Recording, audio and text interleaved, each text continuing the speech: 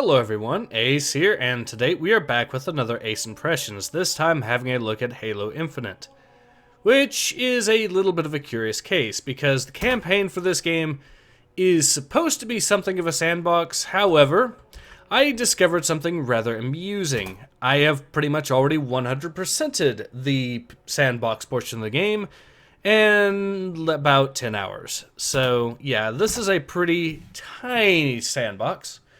And that is a little bit of a problem for a game like this, or it should be. However, there are at least some good things, or a fair few good things to say about it. So it's weird because as short of a campaign as this is for a sandbox, I do legitimately like it. It does do some things different, although it is a little bit bare bones in the sandbox element, but we'll be talking about that. For a start, let me provide some good things to talk about. And also, let's also get to the fob so I can actually... There we go. First of all, even though the missions themselves are... even though there's only a few mission types, at least a fair amount of them are unique or feel unique, or more than they should. So there's basically 4 general types of missions in the sandbox itself. Rescue the squads, which admittedly is a little repetitive. The fobs, which are also a little bit repetitive. Then you have the destroy a base mission, which are not actually that repetitive, admittedly. Admittedly, you do basically destroy... Well, you do basically unlock some stuff to destroy bases, but there is some variation to there, more than you would think. There's also the hunt down the elite targets, which are basically mini-boss battles, and these boss battles can actually vary a little bit, so... At least one of these, for example, you have Hunter, boss battles, and whatnot, and those do actually vary a little bit, or way more than they should as well. So it's a curious case, where it feels, these at least feel a little bit stand out more than they should. So let's go ahead and actually upgrade some weapons, or get some ammo for some of my weapons. As you level up the fobs, you can equip more better weapons, and killing the elite bad guys unlocks their own special variants. And these can be exceedingly effective if you know what you're doing. Now, this game can have some bugs, and there's some weird ones here. There isn't anything particularly game-breaking, although I have had one CTD, so keep that in mind. I do want a little bit more ammo, so I will pick up some more for the pistol there, because it actually has the ability to stun vehicles. A very useful ability, I must say. And we've fully gotten our ammo up. So what I'm going to do is fight the last remaining mini-boss I have for the entire campaign. She is supposed to be a jackal that I think is also an elite Banshee pilot, so... Oh, speaking of Banshees...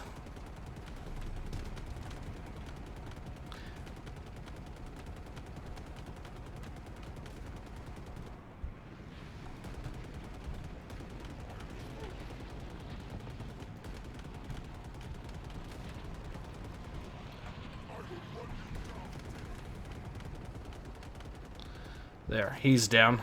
Now I don't have to worry about that. I am getting shot at by some other dude. That's okay. I can just go right around here and hopefully deal with that. There we go.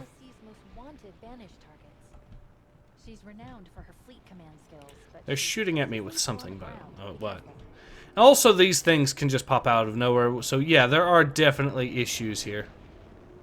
I don't know what that was.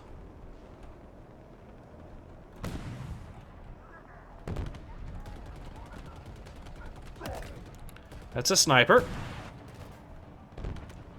I think I took care of her. Target eliminated. Now the crew. So yeah, the game is got issues a little bit, definitely, but it is real fun to play. The upgrade system does actually have a lot of fun to it. We'll deal with the snipers here. Oop. The particular snipers here can actually legitimately mess up your vehicles if you're not careful.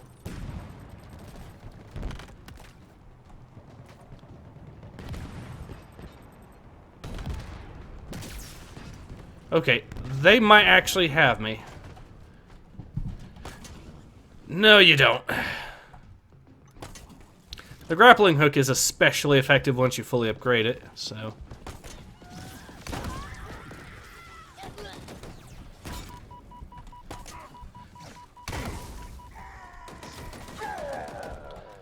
There looks like there's at least 2 more left. Some of the upgrade trees, however, are not that useful, so...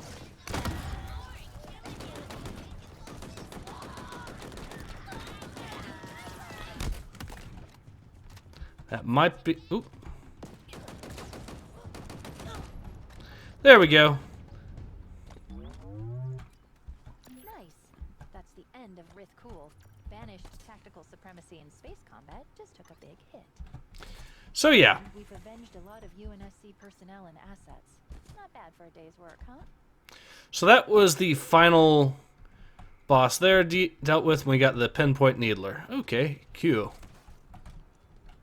So now let's look at the upgrade tree. Like I said, grapple shot really useful. Shield core not really, just to upgrade your shields. Threat sensor not that useful. Drop wall actually legitimately useful because this thing actually you can fully upgraded do shock damage, which is nice. Thruster kind of useful. You can cloak with it, so yeah, fair enough.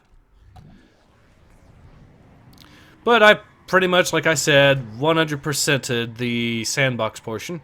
That said, there is more to the game. They do actually have interior areas, which is nice. And the interior, it actually feels... you know how a lot of sandbox games, when they do interior sections or specific missions, you can tell it still feels like a sandbox?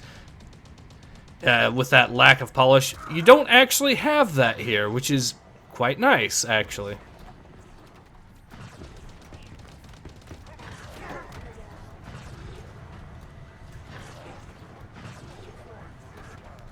Okay, we can deal with this guy here real quick.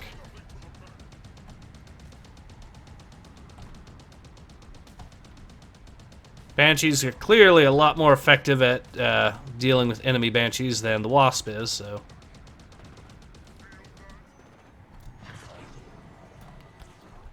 And while you don't feel fall damage, the enemies do. Which is... well, not really fair for the enemy pilots, but fair enough.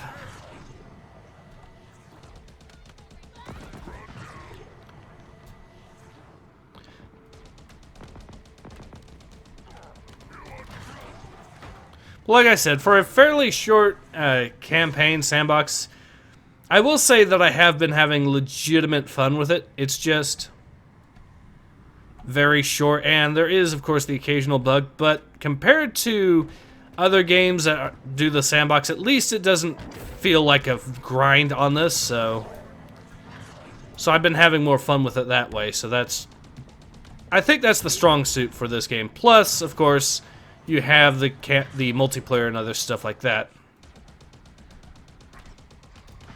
So is it worth the asking price? Maybe, although I'd kind of suggest waiting for a sale just because.